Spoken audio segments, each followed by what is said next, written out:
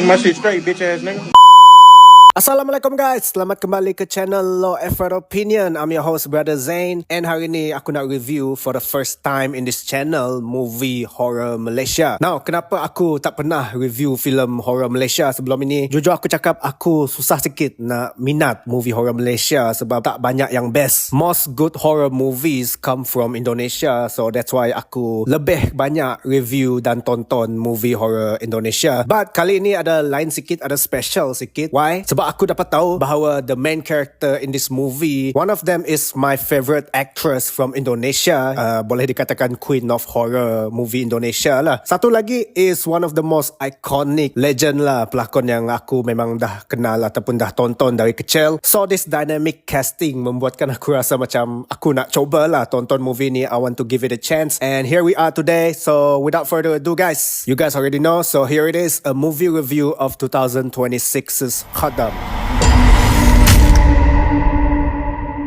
Directed by Syamil Othman, movie ini mengisahkan tentang our main character Melor, seorang ibu yang bisu menjaga dua anaknya. At the same time, dia juga menjaga ibu dia, ataupun senang kata si nenek lah. Basically, si nenek ini dia ada menginang jin ataupun khadam sepanjang hidup dia. And one day, dia tengah sakaratul maut. Sebelum si nenek ini meninggal pula, dia memaksa Melor untuk mengambil alih jadi tuan baharu kepada jin khadam tersebut. However, she refuses dan nenek ini meninggal dunia. However, setelah beberapa hari kemudiannya, banyak perkara buruk yang berlaku kepada keluarga Melor, dan perkara ini menyebabkan Melor terpaksa mengambil jin khadam tersebut dan jadi tuannya yang baharu bagi meneruskan kehidupan keluarganya. And we get to see all sorts of trouble that comes with the act of dealing with the devil. Itulah sedikit sebanyak synopsis plot Khadam. Now let's get to the things that I like and the things that I dislike about this film.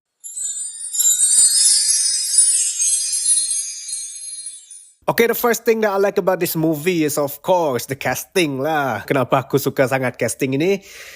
Well, boleh.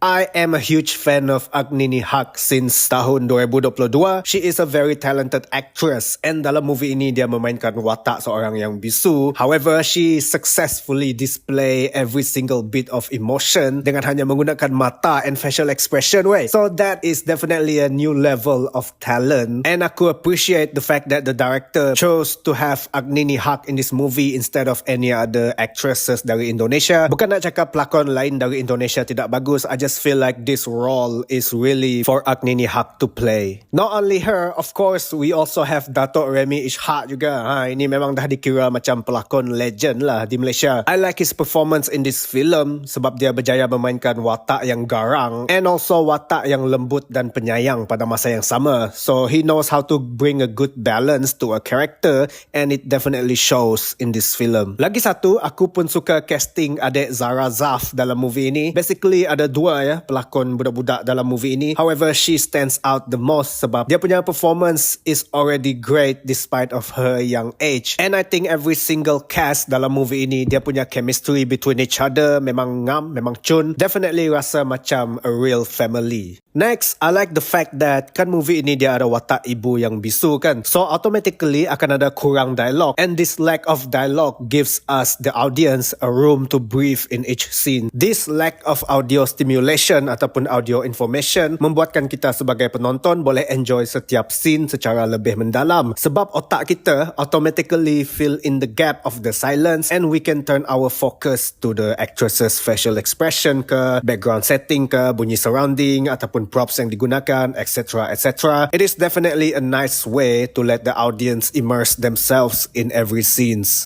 Next, I also like the fact that movie ini dia flipkan konsep khadam. Usually kalau movie pasal menginang jin ataupun khadam ini, you know, it's the classic jin itu bertuankan kita. Lepas tu kita boleh arahkan jin itu untuk membuatkan something untuk kita. However, in this movie, the concept is flip. What if we are the khadam to the jin?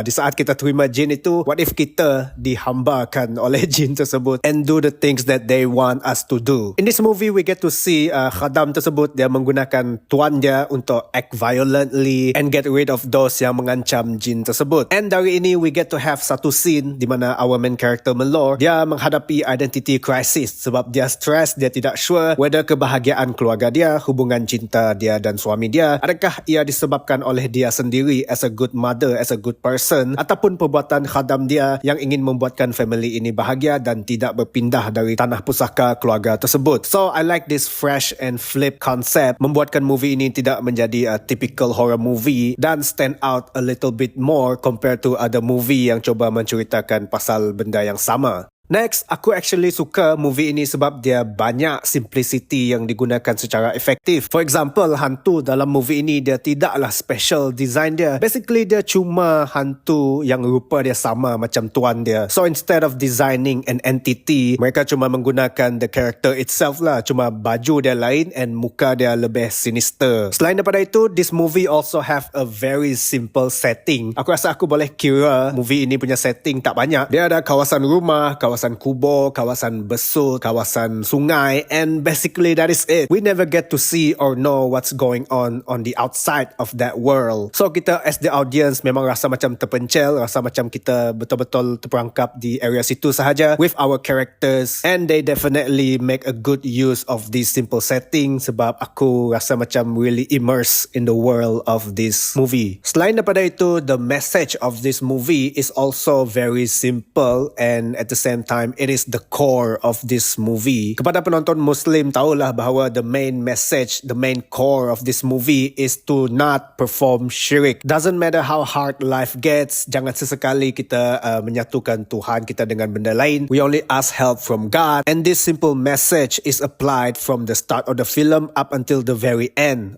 Okay, that is all for the things that I like about this movie. Now let's get to the things that I dislike about this film.